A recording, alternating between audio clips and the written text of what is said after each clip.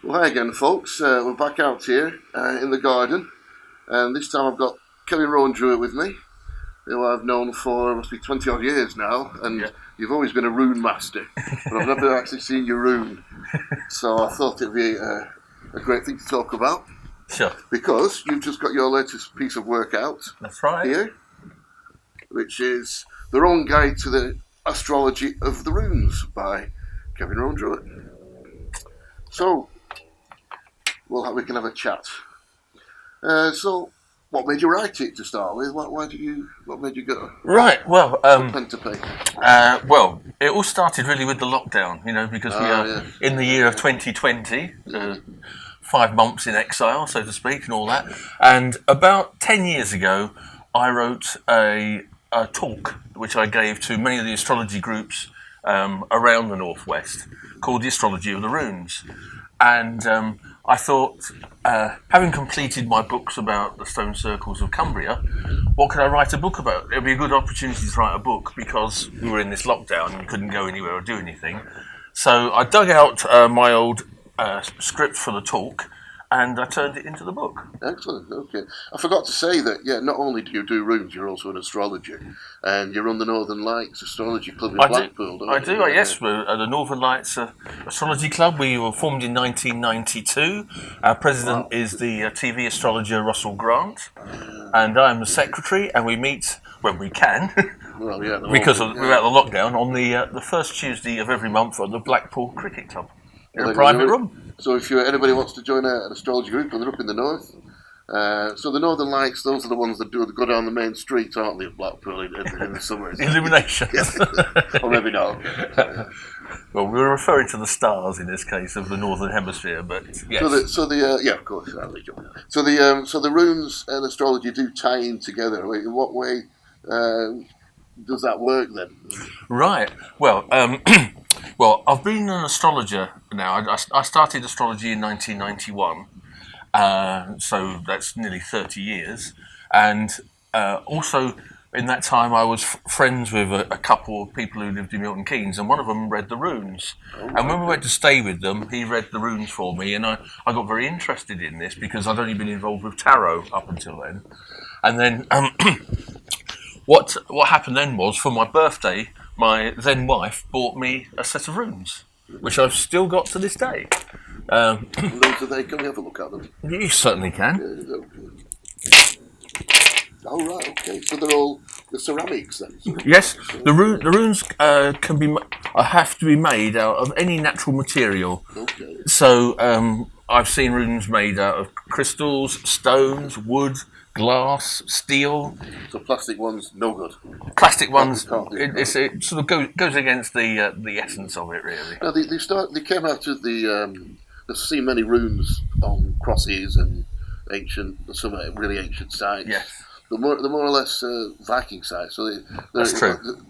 So the runes are Norse. Yes, this set of runes that I use is the oldest set, oldest type of runes there are. And they're called the Elder Futhark. And so the Norse did have. So they go back. They astrology as well together. Yeah? No, the Norse people and the Vikings and the Teutonic tribes, the Germanic tribes, and all that, because the runes come from Scandinavia. I should point that out, really. Although there are theories that their origins are because they have similarities to Celtic and Old Italian writing and stuff. So they're not 100% sure, but certainly as far as the mythology goes, and where you find most runic inscriptions is in Scandinavia. But there are 70 examples in Britain as well. Because of course we were invaded by the. I was thinking about Skara Brae. There's quite a lot in. Yes. No, not Skara Brae. Maze Howe, sorry. Maze Howe, where we went. We did. We went there, didn't we? That was a nice, peaceful day, wasn't it? It was a beautiful day. We're saying that because the wind was horrendous up and on. It really was. What about the Ogham language? Is that associated with it? No, it's not. That's Celtic. That goes back to the Druids. That's a totally different thing. Yeah, okay. Yeah. Although you could say it's similar, but what you were saying there about the runic inscriptions, traditionally although the runes are an ancient form of writing, they were mostly only used for commemorative purposes to claim a piece of equipment, or like a sword or a shield or jewellery, or indeed a headstone. Do you know, it seems that lots of ancient languages are a bit like that. I was thinking about the Etruscans over in Tuscany, in Italy, I was studying over there, and they were a very, very early basic language. That was the same. It was basically memorial things on graves and tombs. Yes, and the Norse people, the Vikings, are famous for their pillage, aren't they, and all that, and were very warlike. And they carved the runes onto their swords and their shields because they thought they imbued them with a sort of magic. Oh right, so it wasn't just sort of. It's not just writing. No, there was different uses many different uses, but mostly, as I say, commemorative, but also to empower their tools and their swords and things like that with magic, because they believed the runes were magical because of their origin. Yeah, okay. A bit like when the Crusaders went off to war, they would strike the side of the church with the sword, wouldn't they? Indeed. To empower with the power of the Lord. Absolutely, yeah. So yeah, that's fantastic. So there are many different types. Then it's just. Yes, there are three major types of runes. There's the Elder Futh. Is this the type of lettering? It's the number of runes, actually. Oh, right, okay. There's the Anglo-Saxon runes, which have more than... In the traditional Elder Futh art, there are 24 runes. Okay. Right? But in the Anglo-Saxon runes, which have the Elder Futh art, and then they've added some more on afterwards. And then there's another one, the Younger Futh art, which only has 16 runes. Right. So depending on... what you get taught, what book you pick up, or who you learn off of, you'll be taught that there's different types of rune sets. Right. And did they use the runes for divination themselves back in sort of Viking times? Yes, they did. Yes. Right. Okay. Yes, there are there are many stories in the sagas, which are the stories that are written down about the Norse culture.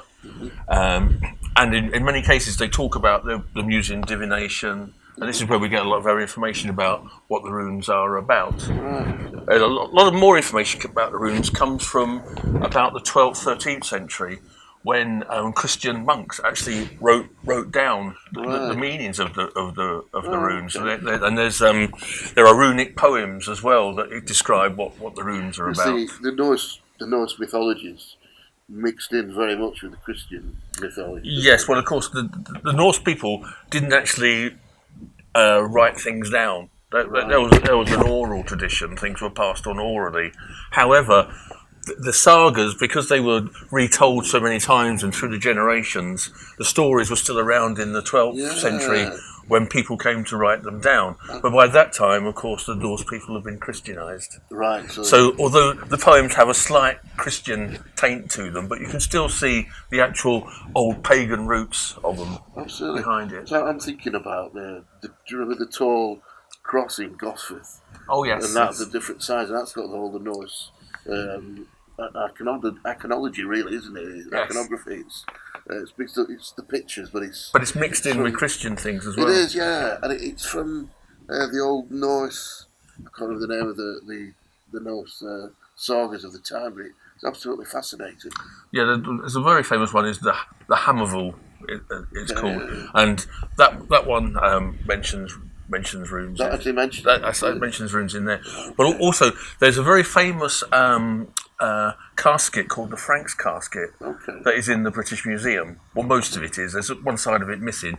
It's called the Franks casket because it was a guy called Frank. That was his surname. Frank Carson. Yeah, no, Frank Upfield. No, this guy Frank. He found it in an antique shop somewhere in France, I think it was, and he brought it back to Britain. And on that casket, on the left-hand side is there's all runic writing. It's made out of whalebone, and it's got a runic inscription that says this is made out. Basically, it says this is made out of whalebone. Right. It's funny because you remember in Skara Brae, it just wrote like I was here and I wrote this, and things like that. Things like, it's actually Viking graffiti. Yeah, and such a body is the most beautiful of women. Well, on the top of the Frank's casket, on the left hand side, shows a Norse god. The Norse god.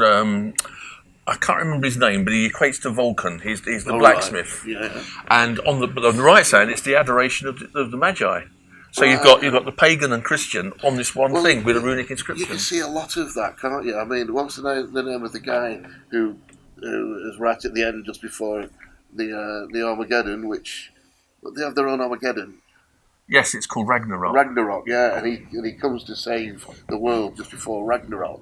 And he looks like he's crucified. It's like a lot of it is like you could read it both ways. Well, there's another similarity actually in when we go into the mythology of the origin.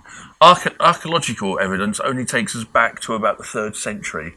There's a cave in Sweden where the Elder Futhark is inscribed inside, and it's in exactly the right order. The Futhark is just like the alphabet. The first 6 runes spell the word Futhark. Just like alpha beta spells alphabets in our English one. Yeah. But so that's as far back. The archaeology can only take us back as far as that. Although it's known that they were used beforehand, because you'll notice on the runes, none of the runes have any curve inscription. It's all carved in straight lines. Yeah. The reason for this is that originally the runes were used mainly in a commercial sense, carved in wood. And it's very difficult to carve curves in wood. It's much easier to go with the grain, which is why they're all like this.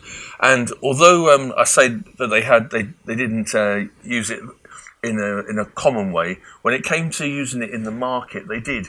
If in the Viking Age you went along and you bought a sack of grain, you would carve your name on a piece of wood, and then they like use as currency in a way. Almost, yes. Because I remember that it's saying this grain belongs to me. Yeah, in ancient Britain, you would have a piece of wood, and you would cut the wood in half, and each person would have. And then they would meet the two together. So it's kind of the same idea, isn't it? Okay, of course. There are examples of these merchants' labels. Still in existence, but mostly all the carvings that were done in wood, of course, have now long since rotted away, because that's what happens. But so that's as far as we can take it back with the archaeology is to about the 3rd century Common Era. Right. But when we go back into Norse mythology, we can go way back. All right. Because the origin of the runes is that the head of the Norse gods, Odin or Woden or Wotan, as it's known as.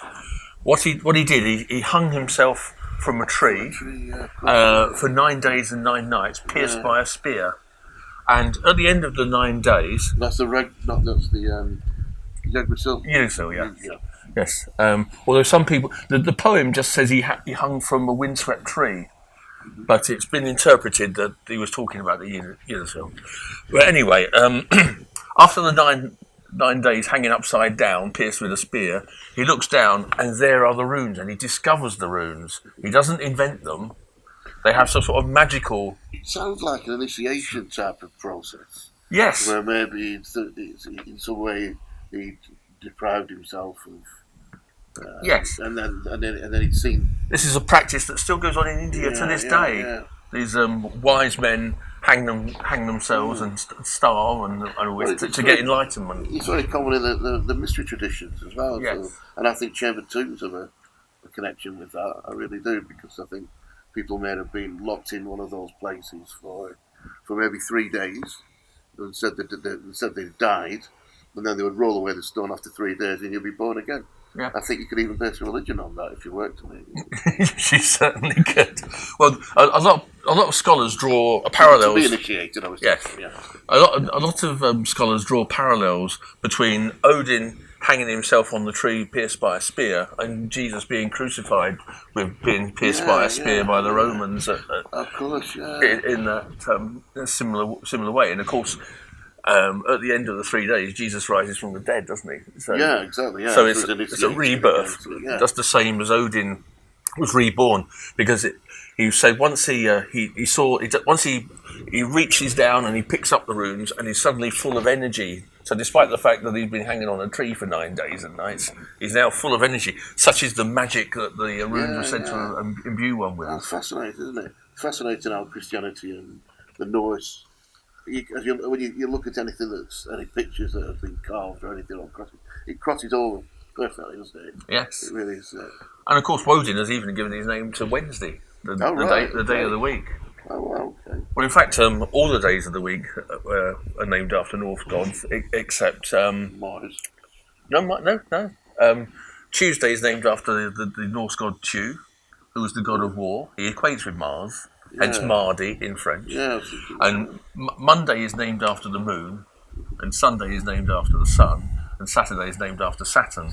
But Thursday is Thor's day, the god of thunder, and Friday is named after Frigg or Freya, who was the sister of Odin.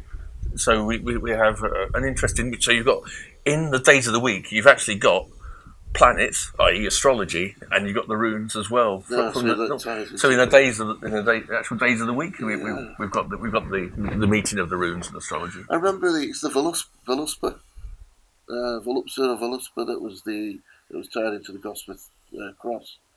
I'd have to look in my book to see what right. I've not heard of that. Let's have a look at these runes. So what do you actually do? If you're do a reading. Right, to do a reading, well, perhaps I should just explain a bit how the astrology ties in. Yeah, okay. Because the Norse people, the Germanic and the Teutonic, they didn't have astrology as such as we understand it today, but they did associate each one of the runes with one of the planets of antiquity. So we're talking about the Sun, Moon, Mercury, Venus, Mars, Jupiter and Saturn. Yeah, it strikes me that this would have been very important to them as they were travelling people and they were seafarers. Yes. So the planets and the sky would have, and all these. They would have navigated by the stars at night. Definitely, yes. Yeah.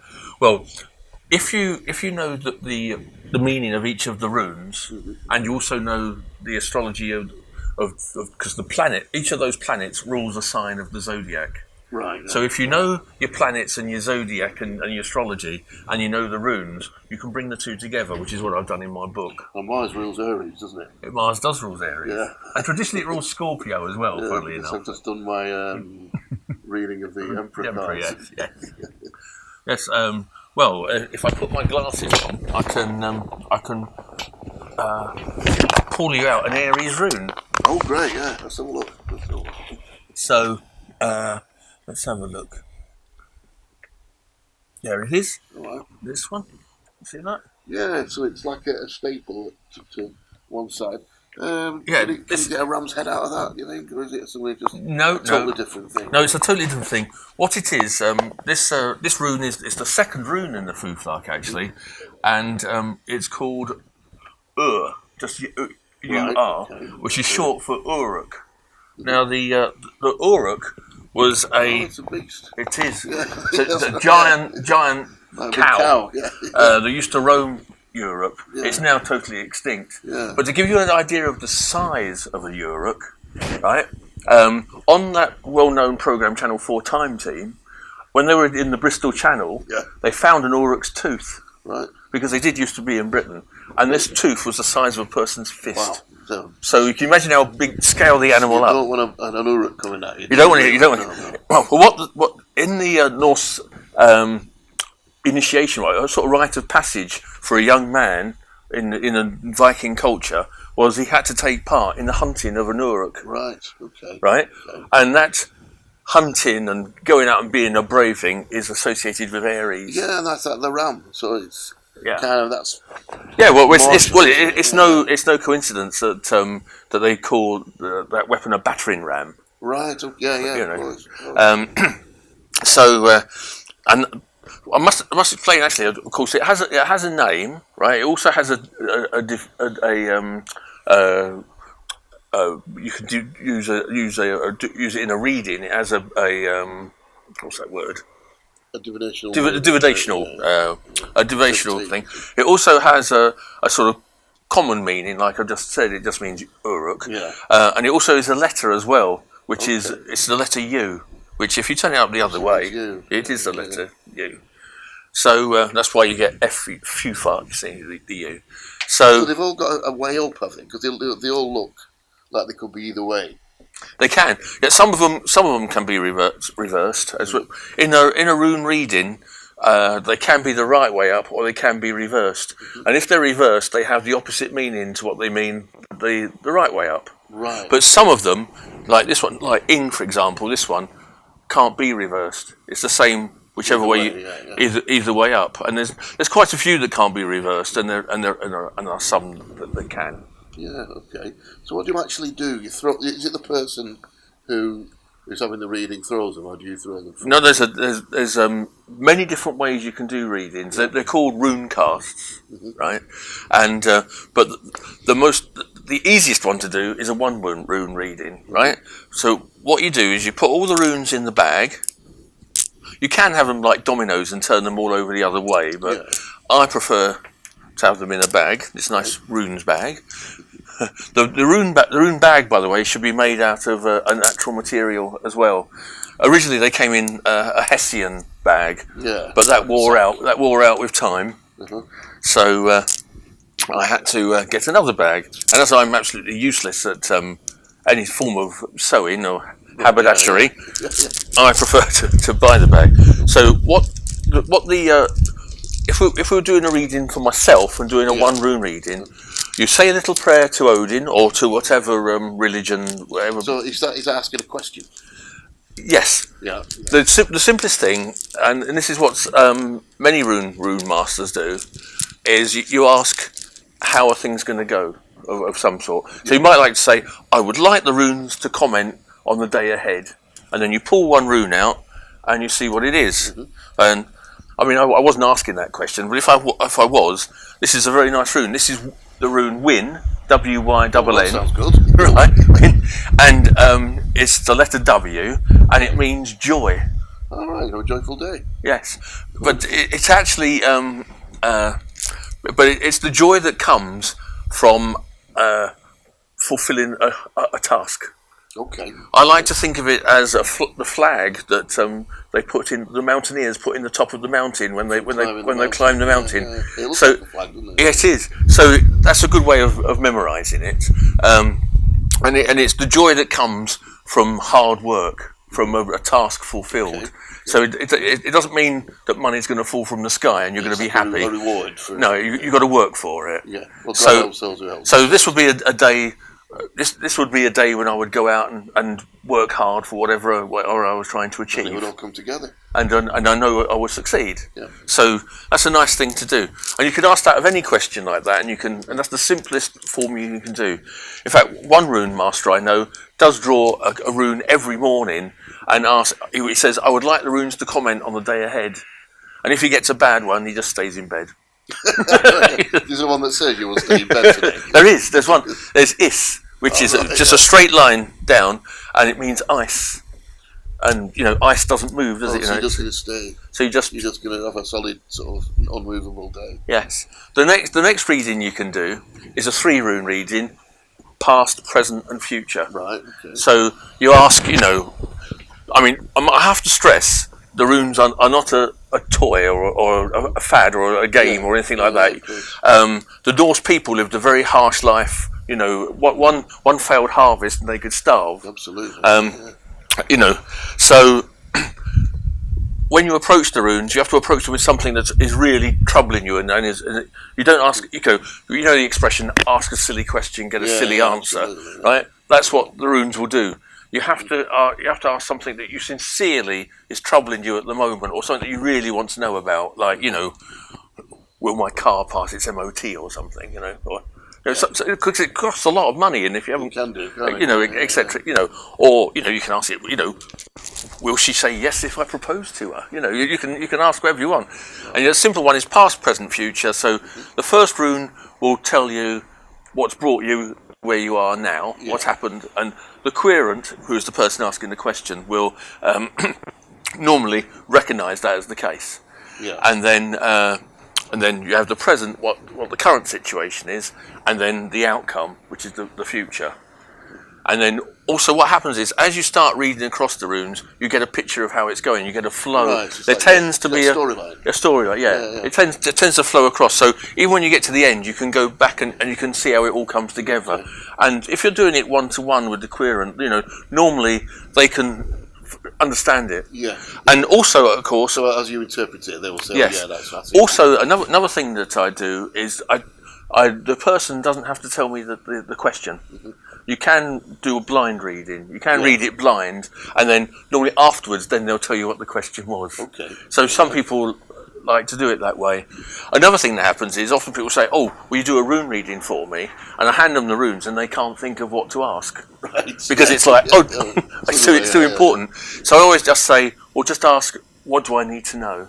Okay, yeah. So you can do that, and you can expand upon the 3 rune reading by putting a 4th and 5th one above and below the middle rune, and the top one is the things that are working for you, what's working for you in the situation, and the bottom rune is the one that is what things are working against you. Right. And this is where the rune master skill really comes in, because sometimes you can get a very negative thing that's working for you and a very positive thing that's working against you. And so you have to be able to put things in a way that the querent can understand them. So I thought it takes a lot of study. You would tip the whole lot out, like tea leaves or something, and read. Right. Well, the 5 rune reading is the one that I usually use. Yeah. Okay. I either use the 1, 3, or 5. And that's the ones that I explain about in my book. Okay. Right. But there's lots and lots of other ones. There's Thor's hammer. There's Heimdall's 8. There's all sorts of ones you can do. And you can also do exactly what you were just saying. You can take the runes out, put them all in your hands, and it's called a drop reading. Right. For obvious reasons, that you hold it like this and you drop them, and you'll see that this is a rune cloth that I made years ago. I say I made it. I bought the cloth and my wife stitched it up, and then I drew round the mystic washing bowl to make the circle. The mystic washing bowl. Yes. So if you drop the runes from about a metre or a yard, whatever. So we're going to drop outside. So if they go outside the circle, you don't read them. Right, okay. And you read the ones that are face up first, because that's what's revealed to you, and then you turn the others over and you read them. Okay. But that can be a very complicated reading. A version that I do, and I haven't brought the cloth with me, but there is a picture of it in my book. I have a zodiac cloth, and it's divided into 12, and it has the 12 signs of the zodiac. And what I do, again, it's a way of combining astrology with the runes, is you do a drop reading, and you read it like it's a chart. So you might get that Aries rune. And that will land in a particular house. It will fall, yes, and you read it in astrology, we divide the circle up into 12, exactly the same as there's 12 signs, there's 12 houses, and each house is associated with a different aspect of life. Like the first house is your personality, the second house is your possessions, the third house is your neighbours and siblings and early communication, early education. The 4th house is your home, and so forth until we get round to the 12th house, which is all your secrets. Okay. And and then as an astrologer, you can read what those runes mean in those houses. So, for example, if you got Rad, which is like an R, that means cartwheel, and it's about travel. If that landed in the 9th house, which is the house of travel, it would mean you are going abroad. You're really going somewhere. You're really going somewhere. Of course, you won't be able to come back without quarantine. You'll be in your house for 2 weeks. The other thing is to remember, of course, that travel can be travel in the mind. Right. So it could be studying a new course, doing meditation, or going to college, doing a further education course. So there's many different ways that it can do it. Yeah. And how would you know? Is it just like intuition that guides you to what that particular thing is saying when it's? It's usually played out because you read the whole thing as like you would a chart, right? So like a horoscope. It's leading up to that sort of thing. Anyway, yes, you'd see what the other indications are, because there are runes that restrict you. So you might have a rune of restriction in the 4th house, which means you're not leaving home much, but you've got one that says you're going to travel. So obviously with that combination, it would be travelling. It would be home study. Yeah. So you have to put it together like this. Usually, I like to do a reading like that on someone's birthday, and you can interpret for the year ahead what the year ahead's going to be. Well, when was my birthday? On the 14th. And where are we now? 22nd. That was nearly my birthday. Yeah, but I haven't got the cloth. Oh, right, okay. We'll do a different time. So you can do one for me. Would you like me to do a 5 rune? I'll do a 5 I'd love to. If you've got a question for me, and yes. then I'll tell you first, or do you want me to tell you after? It's your choice. You're the querent. I'll tell you after that. Okay.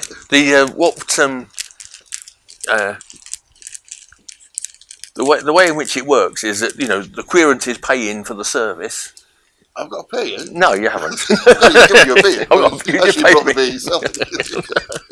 But how it works, how I like to say it is that the rune reading is free, but my time isn't. Oh right. So that's if anybody wants to. A lot of people frown on doing divination for money. Right. Okay. They say it's a mystical art or whatever. You've got to live though, haven't you? Yeah. Fortunately, I don't have to make my living doing the runes or writing books. But it's a passion of mine. A labour of love. And I say I've known you 20 odd years now, and you've been passionate about it all those years. I've known you. So what I'm doing now, I'm just saying a little prayer to Odin to help me with this. Odin equates with Mercury, by the way, and it's of the mind, communication. Right. So it's like get communication. So do I have to do something? Yes, you have to do what I just done. Right. Move them around and think. You swirl them around and you think of your question. Right. And you focus on just one question. Don't make it a complicated one.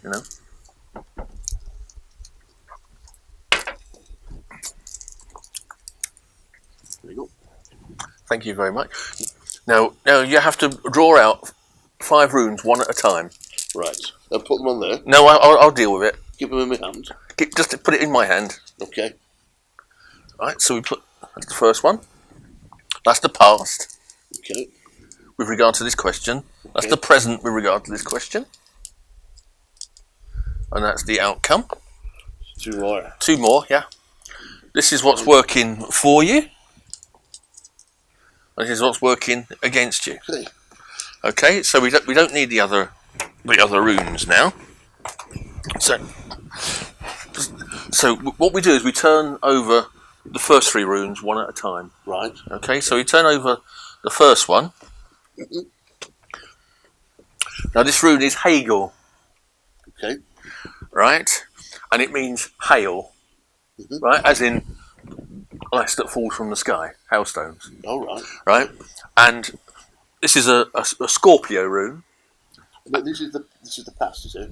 This is the past. This is what's already happened. Right. Okay. Right. Yeah. What this is, I like to use the expression "someone's rained on your parade." Yeah. Right, or something has rained on your parade. Okay, yeah, so it's a bit of a disappointment to the Norse people. This was the hail was practically their worst enemy. You could have that lovely harvest in the field at this time of year, August, and then one hailstone and the crop's ruined. Okay. And you've then got to decide how you're going to survive the winter. Right.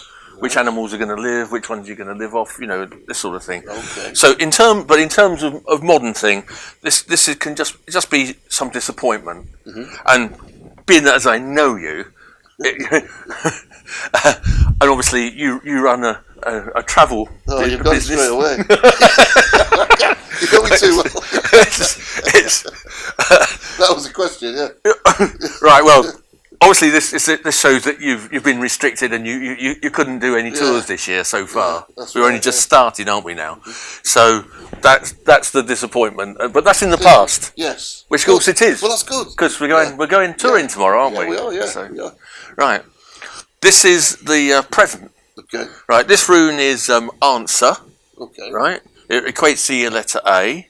Oh, that one's H. Obviously, it even looks like a H, doesn't it? Yeah. This is answer, which means mouth. Right. Right. It also has the name os, but I should stress, by the way, that the names that I'm using are what I was taught, which are the Anglo-Saxon names for the Elder Futhark. Right. They do have Germanic names, which some rune masters use that. It just so happens that I was taught it by somebody who learnt the Anglo-Saxon. He interprets the interpretations are exactly the same. Yeah. It's just it's just that the names of the runes. They mean exactly the same thing. Yeah. Now, I've already mentioned that the Norse people had an oral tradition. Yeah. So, and this is mouth, and this represents this. This is the oral tradition that's passed down. Okay. Now, what this means, this is about communication and talking, and this is like being told something that you need to hear, that you need to know. Yeah. Like, you can go touring again. Yeah. Which luckily we are doing. Yes. Tomorrow, yeah. So anyway, it can, if it's reversed, for example, it would mean people talking behind your back, Right. bad mouthing you, putting you down. How would you know if it was reversed? Because it would be that way up. But you turned it over. Did you make sure you turn it over? I turn it over exactly that? the way it. Yes, I turn it sideways, like that. So that's the present. So you've had good communication. You're hearing stuff that you want to hear, right? Okay, yeah. That can be phone calls, emails. In the modern sense, obviously, it doesn't have to be somebody actually telling you personally, mouth to mouth. Right. Yeah. Right. Yeah. So the vibe. Yeah. I get this. Yeah, okay. yes. Now this rune is called Man. MANN. Right. I should say that's that rune is associated with Mercury, and therefore it's associated with the signs of Gemini.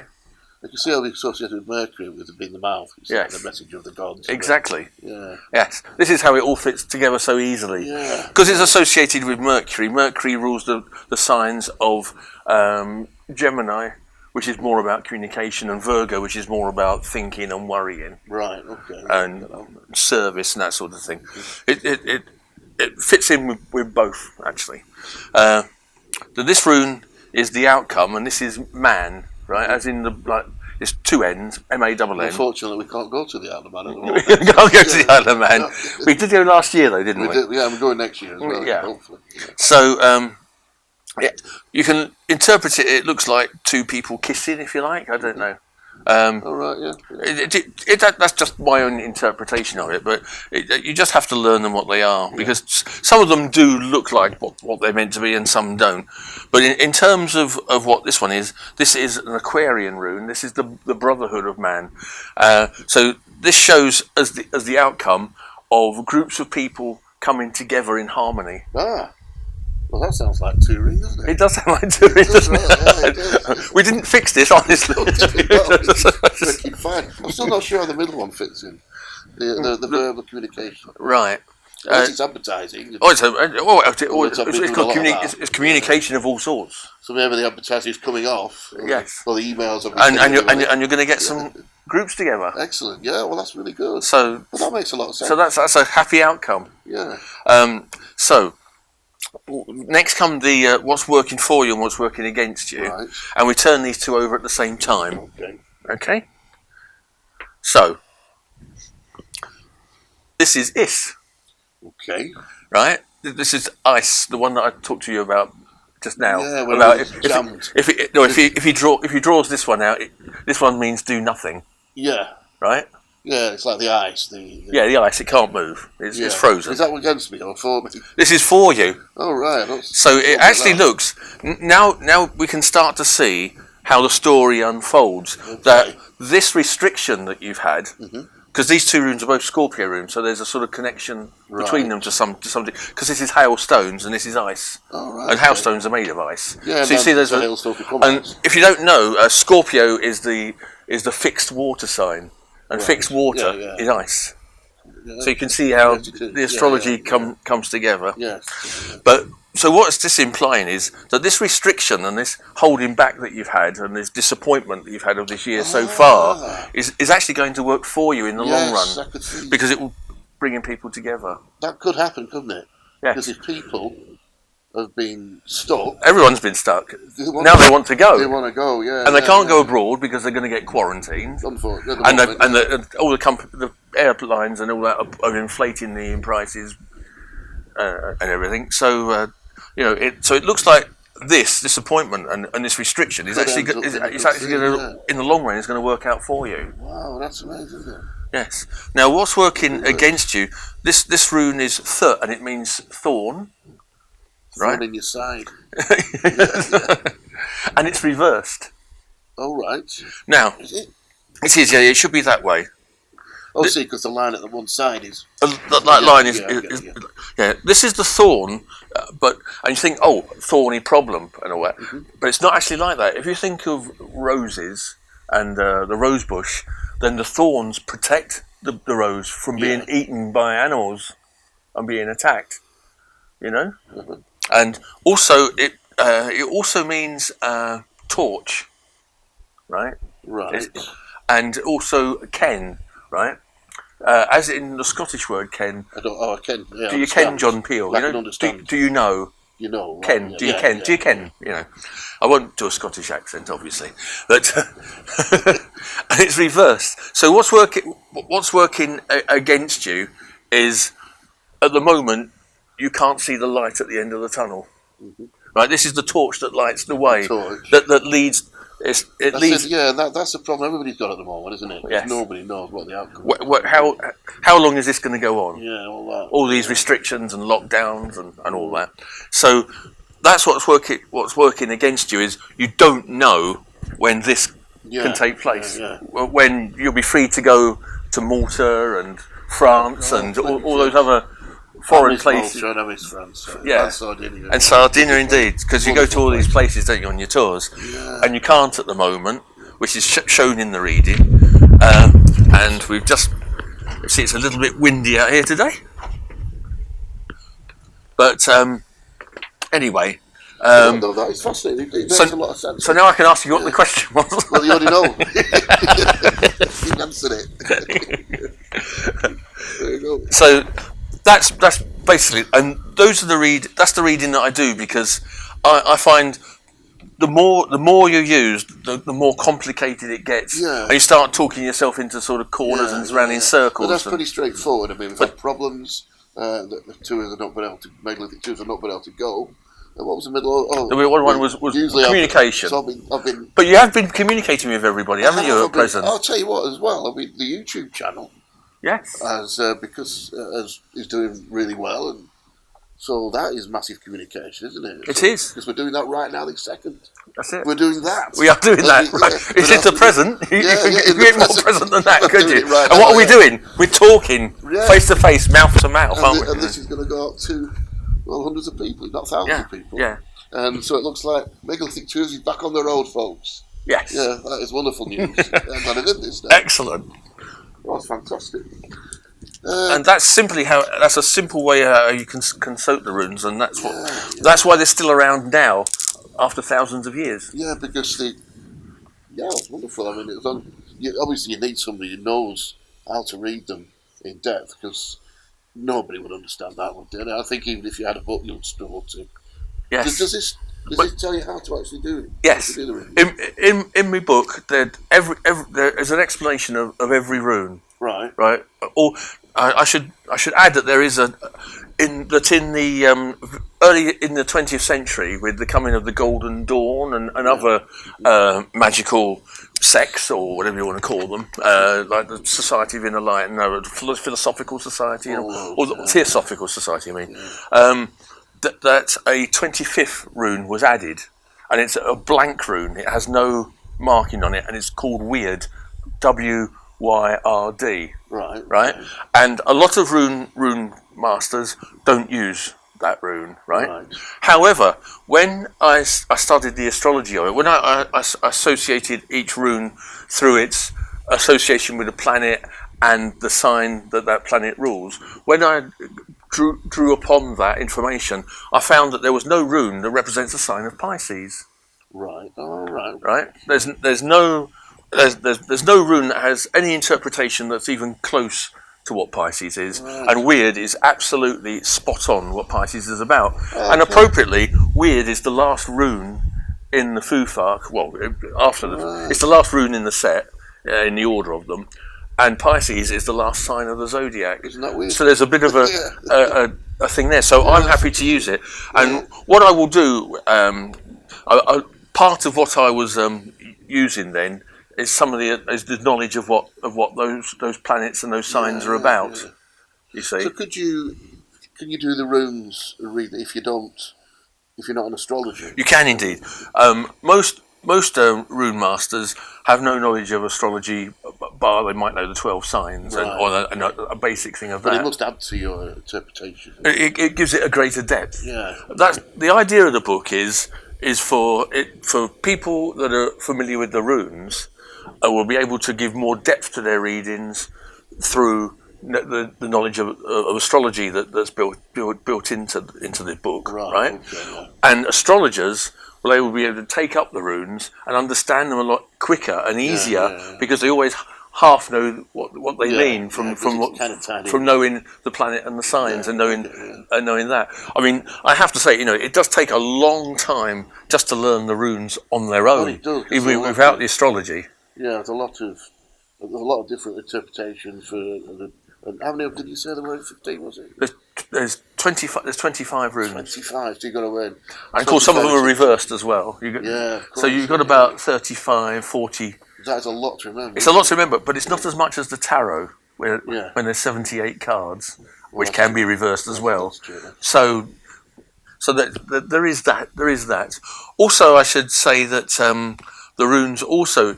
In the tarot, which you're doing a series of at the moment, aren't you? There's a journey, isn't there? Yeah. It's the journey of the fool, isn't it? It is, yeah. Right? There's a similar thing with the runes. They're arranged in 3 sets of 8, which are actually called eights, but that's actually spelled AETTS. And each one is ruled by a different god or goddess. Right. Like the first 8 is ruled by Freya, who we mentioned earlier. Yep. The second 8 is ruled by Hegel, which was the rune that came out there, and the last one is ruled by Tyr or Chew, who gives it as a Tuesday. Oh, right. And each one tells a different story. Yeah. So can you? You can. Well, nobody's. You'll do this yourself. Nobody's normally interested. That's a sort of bit of an esoteric study. Yeah. That is interesting if you're into reading the runes. Yeah. But most people, with the runes, they just want an answer. They want to answer their question and they can move on. And that was fantastic the way you did that. It just fitted in perfect. The runes do have other properties and uses, though. Okay. Each rune is associated with healing a part of the body. Right. I don't deal with that in my book because it's another branch. I'm not a medical astrologer. Yeah. There's a branch of astrology I've heard that is purely, I mean, like Aries rules the head and then Pisces rules the feet and everything goes down in between. But there's also, medical astrology is very complicated. It's a completely different branch of astrology to what I do. I do predictive astrology and horoscope interpretation and year ahead and that sort of thing. Yeah. Medical astrology is a completely different branch. In fact, the branch of astrology that is closest to the runes is called horary astrology, right? And horary astrology is actually traditional astrology. Right. And if you were living in the 17th century and you went to an astrologer, you would ask the question exactly the same. And what the horary astrologer does is draw up a chart of the moment the question is asked, just like you've pulled the runes out as the question's asked, and they would interpret that chart and give you an answer to that specific question. So that's the branch of astrology. So maybe horary astrologers might think that that's what this is about, but it's not. Right? Also, I say they're used in healing and they're used in ritual, and people use them in their spells in magic. I know pagans that will, like if they're doing a candle spell, they'll write the intention on the candle. They'll carve it with their athame, and they'll do it in runes. Because if you do it in runes, you're taking it out of the mundane. Yeah. You're moving it into a magical format. If you see what I mean, yeah. And also, you can write your spell out on paper in runes and then burn it in the candle. That's another way of using them. Another thing is some people will make a set of runes. If you want to make a set of runes for yourself, then you have to cut a branch from a tree. It's much better if the branch has fallen down, like after a storm. You don't want to be. And to tie in again with your tours, I do workshops. I live in Blackpool, so we're not far from the lakes. They're only an hour or two away, aren't they? And there's a very special place up in the lakes, up in Cumbria, called Henges, which you're more than familiar with. Absolutely, yeah. We did some filming there only last week. Yeah, I was just editing it, so you came around it. Yeah. Right, so, but what's happened there in this henge is, over the years, there's been a load of trees have grown up. They weren't there when it was built, but obviously with the topsoil and then seeds get carried. They love to draw through those curbstones, yes, they do. Yeah. But a lot of those trees are actually half dead. And if you go there after a storm, there's often a lot of branches. I've collected quite a few branches from there.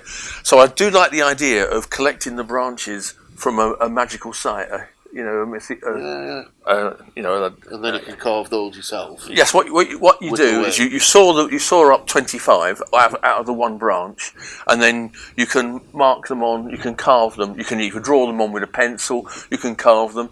If you want to go for the authentic thing, you can even paint, you can use your own blood. Okay. If you really want to imbue them with your own, maybe not. I have known somebody who's done that.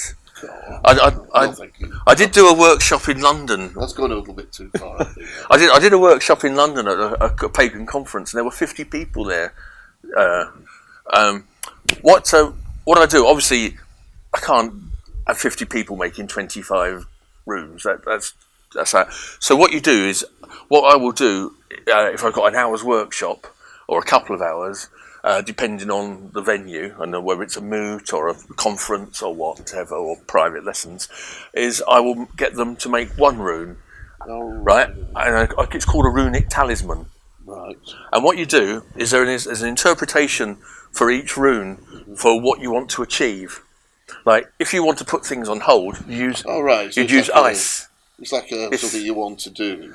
Yes, it's something you want to read. If you're a woman and you wanted to become pregnant, for example, there's a couple of runes that you can use to help you with that. And what you do is, I let them. I have, obviously, every branch that you get from a tree, you might get 30 out of one and 40 out of another one. So you've got these other ones over all the time, and I put them all together, and I have them in a paper bag, and I tip them out, and I get the people at the workshop to come forward and choose one that they're attracted to. Okay. Some will go for a big one, some go for a small one, and then I hand out red pencils. I don't hand out knives.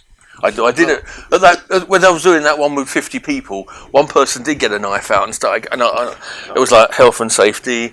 But anyway, they were okay. And but normally I use a red pencil because red pencil is akin to blood. Yeah. If you see what I mean. And so they will decide from the list of outcomes what they want. Then, isn't it? So it is a talisman, yeah. They call it a runic talisman, and then they can drill a hole in it and wear it around their neck, or put it on a chain. If they're a woman, they can wear it in their bra. You can keep it in your pocket. You can put it under your pillow. Yeah, so you do various events then where people you'll do talks and workshops and all that. Oh, absolutely. I get invited to various pagan moots to do a runic talismans workshop, and I've done that at conferences in Scotland and London and Midlands and that, and also I do workshops in my own front room with just a few people, and that's always very friendly, and people always enjoy it, and that'll be a whole 6 hours. I've actually done that in Glasgow as well. A whole 6 hours, and they will make a set of runes. I talk about the history of them, like I have here, and then they will make their own set of runes, and then they will do readings for themselves and for each other. Okay. And they also make a runic talisman. They also get to write their own name in runes. And so somebody had the basic information like you've got here, and they did their first rune cast. Yes. Would they be able to read it straight from the book and make an interpretation for themselves that way? That's absolutely correct. Oh, brilliant. Because there's about a page or two on each rune in the book, so you can do it and just read it from the book, and then eventually with time you'll get to know what they are. Yeah, I mean, it took me quite a few years. I used to do the thing called the runic challenge. Oh, right. Right. This was something that me and my wife made up, and you like testing yourself. Yeah. So you get them all, and you take the rune out, and you say, oh, this is Feo, and it means cattle. All right. And this rune is about your possessions and your, it's like testing you for an exam, isn't it? Yeah, right. And then I would, it happens to be the first one, but I would put them down and I would try and remember the order to spell out the futhark. And the test was, what's the last one? All right. You don't take it out. You say which one is missing. Yeah, okay. So you have to know them all to do that. And that was I did that every night for weeks. Wow! Until eventually until it goes in. And I'm doing readings and of course I've probably got about 10 books about the runes as well. I mean, there are websites that you can go to. There's loads and loads of websites, and there's loads and loads of books written about the runes. So to finish off, we'll just say, but don't forget Kevin's new one here, the Roman Guide to Astrology of the Runes. So we'll say cheers. Cheers. Thanks a lot for that, Kevin. That was fantastic. Thank you very much, Neil. Really, nice of you to invite me. That was great. Really interesting as well.